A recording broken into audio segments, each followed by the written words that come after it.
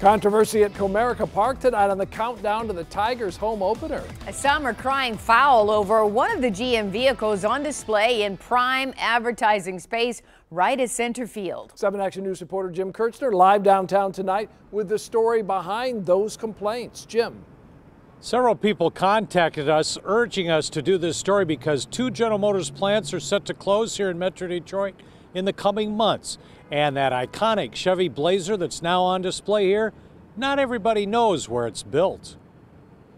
The thing is so sleek. Actually, they're in all of the showrooms. GM says in a statement that's why they picked the Chevy Silverado Pickup and the Blazer, the newest models in showrooms, to display here inside the ballpark. But nothing about the controversy. Where's it built? You know, right here in Detroit. Mexico. Mexico, ¿por qué? GM is very sensitive these days, as it is in the process of closing 4 U.S. plants and 1 in Canada.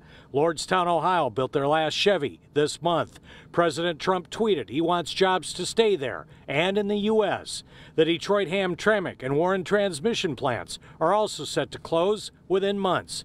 Thousands of jobs lost in those towns, and will the plant sit empty? And you have people that are being put out of work, that you should stand behind your product, stand behind the people that support you, and put it on display. Just last week, GM CEO Mary Barra announced a $300 million investment at Orion Assembly with 400 new jobs to develop all-electric Chevys to be built here. She said this big investment was going to another country. It came just days after taking that heat from President Trump. It was not Mexico?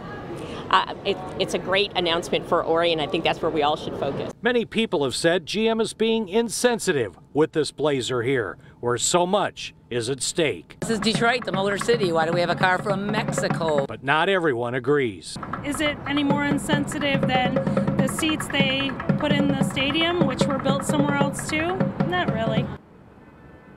Now, jobs and plant closings will be at the top of the list when General Motors enters contract talks with the United Auto Workers Union this summer and fall, and with the Unifor Union up in Canada. Live downtown, Jim Kurtzner, 7 Action News. All right, thank you so much, Jim.